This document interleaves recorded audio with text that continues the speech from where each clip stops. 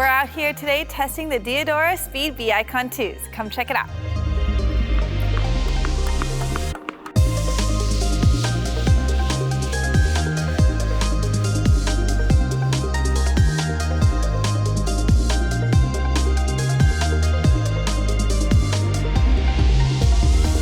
I was excited to be on this B-Icon 2. I got to play test the original version and was a big fan. So I got to compare the shoe to it, and the first thing I wanted to point out was with the original, I had some tearing. It was mainly cosmetic, but on the upper, that happened pretty early on in the playtest. I have finished this playtest and I have not seen any tearing on the upper, and I think it's held up really well. A couple other things I wanted to mention was the first, I actually had a bit of a break-in with this B-Icon 2. It was several hours in and I'm still feeling like I'm trying to break in the upper, especially kind of right where the forefoot starts. I felt like this was a little bit tight around my foot and it's very slowly loosened up. It has opened up just a little bit, but I'm still wanting it to open up a little bit more. I know the previous one opened up a lot for me, so maybe as I wear on this shoe, it'll open up a little bit more.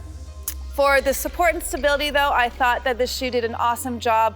I didn't get to fully test out the durability on this shoe, but so far no wear.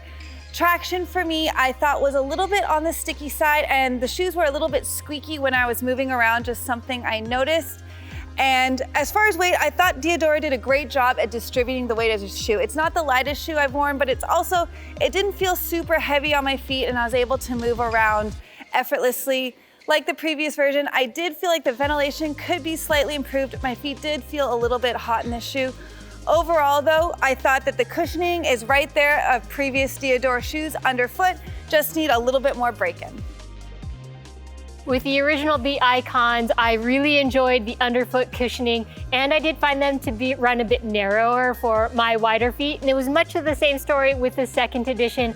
I really appreciated that really plush cushioning underfoot. However, they did have a bit of a narrower fit up in the forefoot. There's a durability piece that's on the medial side of the forefoot, and I really could feel that on my feet. It did open up a little bit, but it did still feel narrow throughout the playtest for me. And because of all of that cushioning, as Britt mentioned, they do run a little bit warmer, but you really are treated to a very comfortable ride on court.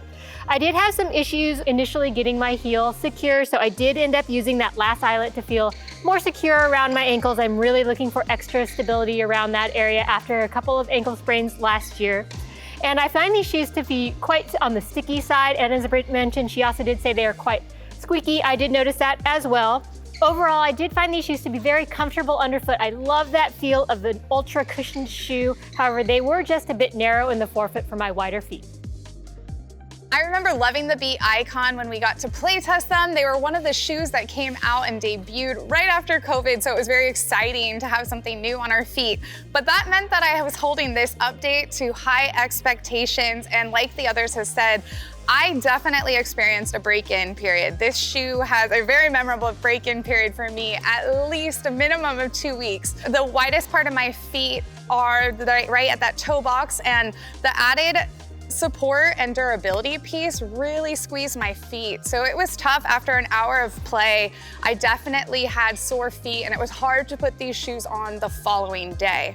With that being said, I did my best to troubleshoot how to make it better. I loosened the laces, I tightened the laces, and tightening up the laces actually worked best for me. So after 2 weeks, break-in was done and these shoes unlocked finally, and I got to enjoy that plush underfoot comfort, super stable, very secure ride in these shoes. The outsole is nice and durable. For me, it just took a lot of weeks to unlock the benefits of this shoe, but now that I have them, I'm excited to keep wearing them. I can tell there's a lot of life left in these shoes. Let's check in with Jofi, who is playtesting the Diadora B-Icon 2s all the way over in Atlanta. Jofi, how'd your playtest go?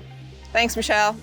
I was actually a really big fan of the previous generation of the B-Icons, so I was super excited to see how this new update compares to that. When you first put these shoes on, the first thing that really stands out is just how comfortable and plush they feel. There's ample cushioning in the heel and also in the forefoot area, so top-notch cushioning, absolutely no complaints with that.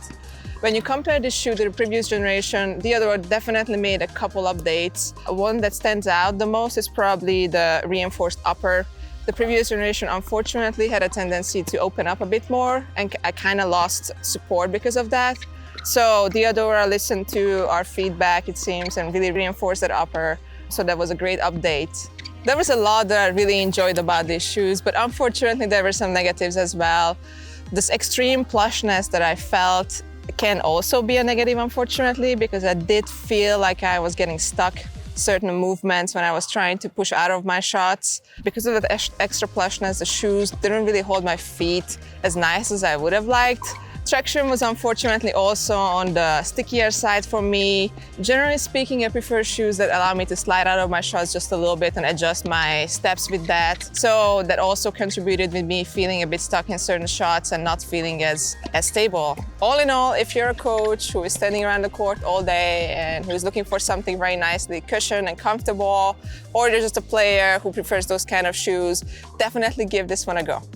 Thanks for watching. For more information on these shoes and many others, please go check out Tennis Warehouse, Tennis Warehouse Europe, or Tennis Only.